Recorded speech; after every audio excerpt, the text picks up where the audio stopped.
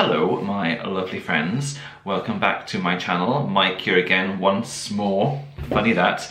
And here today I'm going to be talking about my May wrap-up. I have moved locations. Oh, I'm wondering, am I echoey? Sorry if I'm echoey, but we'll just deal with it. May wrap-up. Hooray. What books have I read in May? Well, what books have you read in May? What are you reading at the moment, guys? I want to know.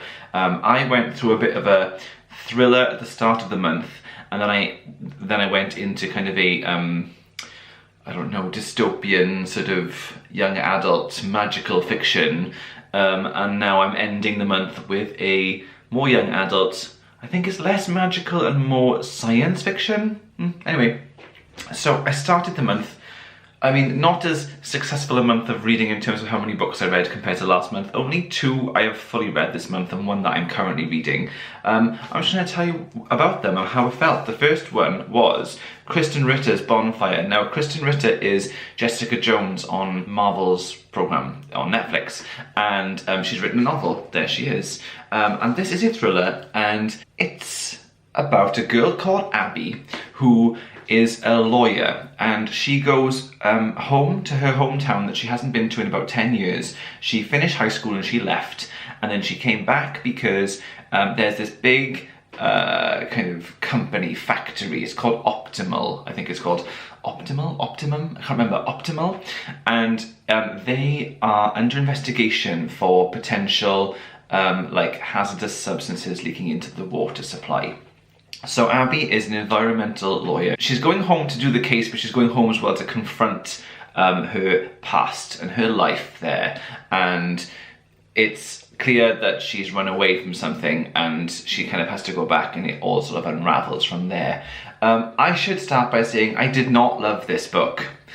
I have heard really good things about it. I read it reasonably quickly. It isn't a big book, and it's told from Abby's point of view, but I didn't love it. I'll tell you the reasons why I liked it first. I did like it. I really liked the narration. I liked Abby as a character. Kind of liked the idea that she is this quite successful, high-flying, confident lady, and she's not afraid to have drink. She's not afraid to have sex. She's not afraid to be a modern woman. That's fantastic, and I really like that about Abby. And sometimes I did, so she gets drunk a few times, like, oh Abby, what are you doing? Because you really need to be in your A game here. And in terms of her arc in the book, she does go through a bit of a ringer. She does discover things about her past that she felt compelled to find out. Basically a girl goes missing after high school, or everybody thinks she leaves. She leaves town and she never comes back. And Abby doesn't believe that, and she has to get to the root of where this girl had gone. And in terms of the twist, and then in terms of like, I don't know, I liked Abby and I liked her character, and I think there should be more books, certainly on my shelf, with women in this kind of role able to be awesome, because I think she's quite awesome. She's a bit like Jessica Jones, actually, from the TV show Jessica Jones. She's a bit like her, likes to drink, not afraid to just be ballsy and just go for it. And I like that, but the plot, I don't know, it kept on going back to this Optimal factory and the case, as if the case was important to finding the girl who went missing. Casey, her name was, strangely. The case about Casey. And I don't know, it kept on jumping back to this case. And then it kept on going back, and then fitting back to Abby's relationships with the people that she's like reacquainted with since high school. And I liked the relationships, and I liked that element, and her discovering that maybe the thinking about the past isn't perhaps as well. It's kind of rose tinted, isn't it? You think about the good stuff, or in her case, the bad stuff, and was it actually really that bad, or was it just me being silly? And there's all that kind of thing going on. And I liked that. I liked her relationships. There's a couple of guys in it that she kind of reacquaints with, and she thinks that she may have misjudged, or may have just got things wrong, or maybe she got them right, and it's kind of asked lots of questions. And her dad and her have a very tenuous relationship. So I like the relationships. I'm feeling like I need to justify why I didn't like this book so much. I liked the relationships. I liked Abby, and I liked her character and some of the characters around her, and I like what she goes through in that.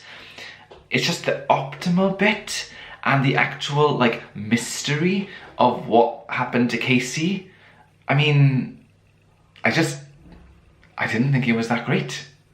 I don't know, I finished it, but it felt a bit like I was forcing myself to read it. I'm not gonna lie.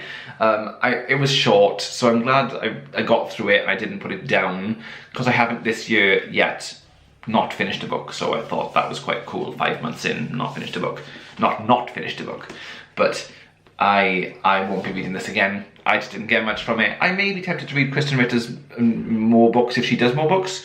I'm okay with that, and I like her. I like Krysten Ritter. I don't know. It just wasn't for me. It was okay, it was fine, but that's going on eBay.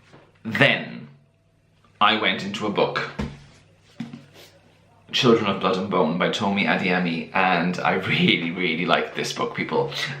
This is about a girl called Zelly, or Zeely. I think I'm going to call her Zelly for a second, because I'm not entirely sure how to pronounce her name. Ooh.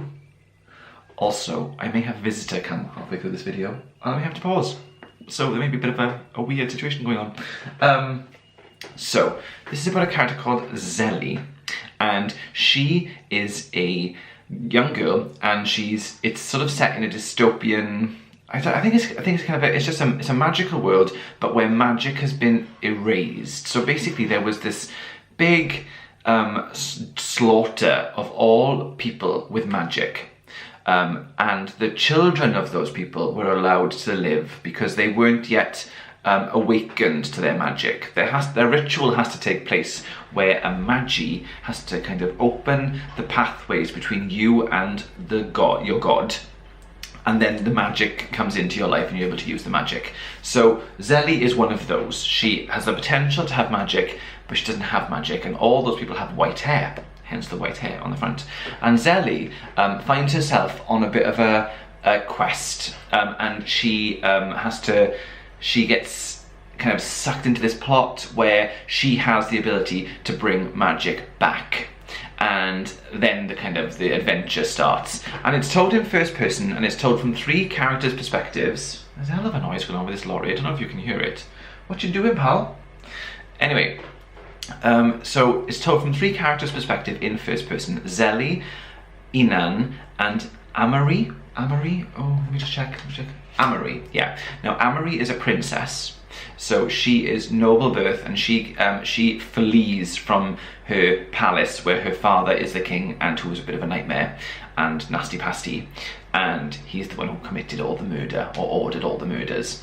And she kind of goes through a bit of a cool story where she changes from princess to kind of warrior, and she kind of discovers over the course of the book what she wants to believe in, and that's a really nice story, and her and Zelly are thrown together, and I like that. And Inan's character was probably the most interesting character. He is the prince, he's Amari's brother, and he is head of like the King's Guard, kind of like in Game of Thrones, and he is sent out to find Amari and a special artifact that she's stolen. She stole this artifact because this artifact is the thing that can bring back magic. So it's told from all those perspectives, and Inan, not really a spoiler, because you learn quite early on that his hair is all dark, but he has a white streak. Ooh, yes, I know. The style of the book is fantastic. It's kind of like Game of Thrones in because it's told from first person from different perspectives, and that's why it's quite a chunk of a book, because it does talk about the same instances from 3 different people's perspectives. And it's kind of like the Hunger Games, first person dystopian, kids having to fight the system, so that's kind of why it's like that. And kind of like Black Panther, because it's all like African and staff weapons and just beautiful colours and beautiful skin tones, and the description of this book are lovely, and I highly recommend this, and I will be reading this again in the future.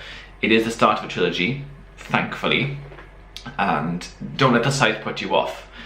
Invest some time in this and you will enjoy it. I have filmed a reading vlog about this book because it was supposed to be a buddy read with Simon over on Savage Reads. I'll link his channel below. But completely my fault, but the buddy read failed. I will link the video to that below because I explain all about that in that. That'll be going up soon as well. So yay, double Children of Blood and Bone. But I really, this after the kind of that was Bonfire, I was really glad that this was a yay. And I really enjoyed it. I loved the world. There's more thoughts of this book in the other video, which I will link below. But yes, great book. And then lastly, on to my currently reading, which I'm going to talk about really briefly. I am currently reading The Knife of Never Letting Go by Patrick Ness. Oh, they're all black and red. Oh, that's beautiful. I may have to put an image on Instagram.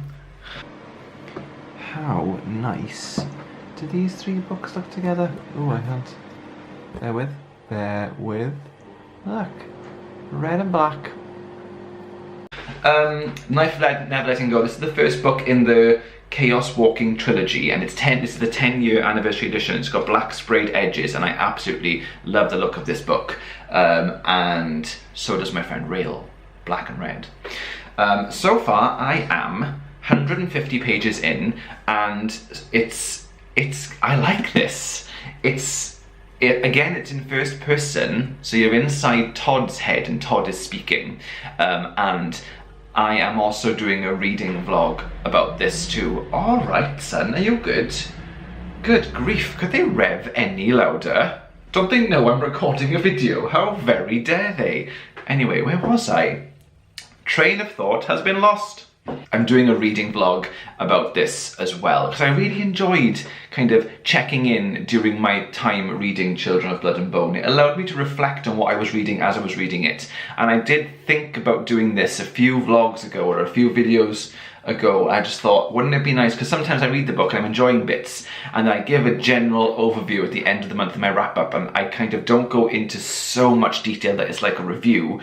But the reading vlog is kind of nice because I'm reading a bit, so with this one, a bit more structure than Children of Blood and Bone, because I was kind of winging that to see if I enjoyed the process. This one, I'm reading 100 pages, or thereabouts. If it's like the end of a chapter, I'll finish to the end of the chapter, and then I'm doing a bit of a little check-in on my camera. So it might be split up into a few parts, because when I start speaking about books that I'm enjoying, I get quite enthusiastic and quite excitable, and I speak about it. And yeah, but so I'm going to do that. But so far, really liking it. Like the narration and like the narrator. Like little quirky things about it, like there's some cool spelling, because Todd isn't very learned, so he spells things how they are pronounced, not how they are actually spelt. So you kind of read it, kind of go, oh, what's that supposed to say? And you kind of have to say it out loud yourself to kind of get to what it actually sounds like, and that's quite cool. A bit of a different immersive experience. It's also got cool pages like this with loads of different really weird writing on it, which I'm not going to talk about here, but I'll talk about in the reading vlog. And I will link that below too, but this will probably go up before the reading vlog will, so I'll come back and link it below if I remember. If I don't, please put a comment below if you want to know where it is, and I'll link to it. But I like it so far, and it's quite fast-paced, set in a very interesting, different land. Quite different to Children of Blood and Bone, quite different, but still YA. So, Patrick Ness, this is my first Patrick Ness too. I've got a few of his books on my shelf, and I haven't got around to reading them, so I'm really glad I finally have. And that kind of concludes my wrap-up really for May. Started a bit, went to here, hoping it stays here now with the Patrick Ness. I hope you guys have had a lovely May and have read some lovely books, and if so, please comment below, tell me what they are, how very exciting, and I will speak to you guys soon. That was quick. Not quick, it's 14 minutes, but still, I just started speaking, didn't stop. I feel like I just had some sugar or something. I went, woo, straight through. I hate myself sometimes. Oh well.